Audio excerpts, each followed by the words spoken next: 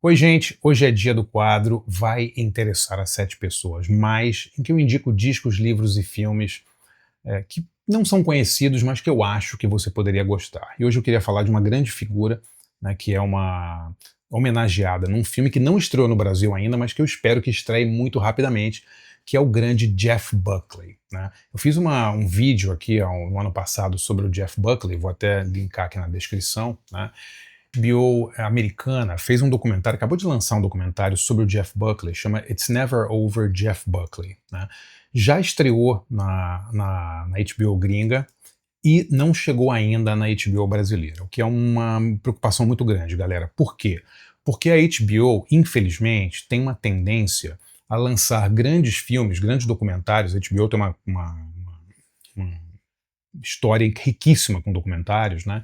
E muitos deles não chegam ao Brasil. Por exemplo, um documentário sensacional que foi até indicado ao Oscar sobre a fotógrafa Nan Goldin, né? Um filme maravilhoso que nunca chegou no Brasil. Foi exibido lá fora, foi indicado a um Oscar e nunca foi exibido no Brasil. Esse filme sobre a Nan Goldin chama All the Beauty and the Bloodshed, toda a beleza e a carnificina, né? Foi anunciado e tal, e o filme acabou nunca estreando. Outro filme documental muito interessante, musical da HBO, que é o Yacht Rock, né? Sobre aquela cena assim de Doobie Brothers, né? De Steely Dan e tal.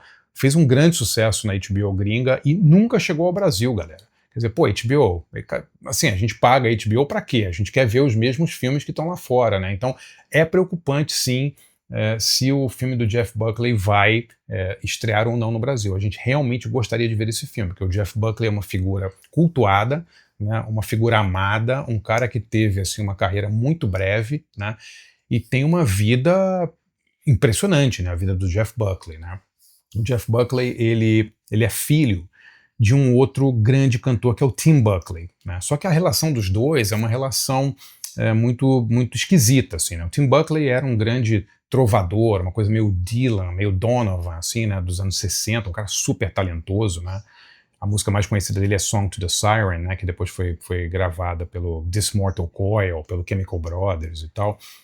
E o Tim Buckley tem uma história com o Jeff muito triste também, né, porque o Tim Buckley engravida a mãe do Jeff Buckley, o menino nasce e eles nunca se veem, né? O Tim Buckley larga a esposa, eu não sei se eles chegaram a ser casados, não me lembro ou não, mas o fato é que o Jeff Buckley nasce e o pai não está mais lá. Né? Então ele foi criado por um padrasto que depois casou com a mãe dele. Né? Ele e o Tim Buckley são idênticos, os dois caras assim muito parecidos, né? São lindos, pô, os caras muito bonitos, pintosos, assim, cantam pra cacete, né? O Jeff Buckley herda todo esse talento do pai, mas ele não tem nenhum tipo de relação com o pai, né, apesar de estar usando o mesmo sobrenome do pai. Né. O Jeff Buckley ele aparece ali no início dos anos 90 numa cena meio de folk, uma cena meio de voz e violão, guitarra e violão ali em Nova York, né, e ele rapidamente vira uma sensação cult, assim, né, as pessoas estavam indo lá para ver as apresentações dele tocando guitarra e cantando sem banda, né, basicamente. E ele grava um disco que é muito clássico, em 1994, que é o Grace, né, um disco absolutamente sensacional, que ficou em várias listas de melhores do ano. Me lembro David Bowie falando que foi o melhor disco do ano, o Robert Plant dizendo que, nossa, esse cara realmente é um cantor em que a gente precisa prestar atenção e tal. O fato é que em 94, 95, o Jeff Buckley estava sendo saudado como o novo Nick Drake, né? Como o novo Neil Young, um cara assim, sabe, com um novo Johnny Mitchell quase, né? Tipo alguém que fazia músicas lindíssimas e tinha uma voz assim angelical, né? Ele tinha realmente um tom de voz lindíssimo e uma voz maravilhosa. E ele estava prestes a ficar muito grande, né? O Jeff Buckley. E aí ele ganha uma grana da gravadora, vai fazer o segundo LP dele, vai pro Tennessee para gravar esse disco, né? E aí tem um caso que até hoje ninguém consegue entender direito por que ele fez. Ele estava com um amigo ali na beira do rio Mississippi e ele resolve simplesmente pular dentro do rio de roupa, vestido e tal.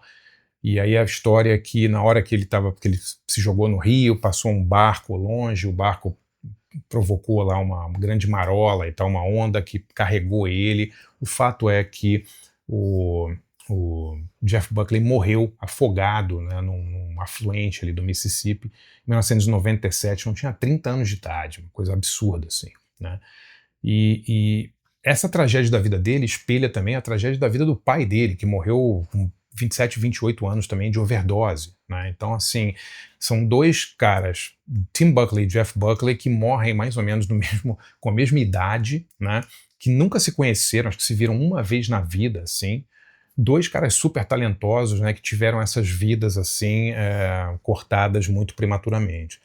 Então, galera, é o seguinte, esse filme do Jeff Buckley, ele é obrigatório que a HBO lance esse filme no Brasil, assim como vários outros documentários muito legais que estão no catálogo da HBO gringa e não vem para cá. HBO, por favor, vamos abrir o olho, o público brasileiro realmente merece, não é barato pagar HBO Max, a gente paga e a gente gostaria muito de ver este e outros documentários.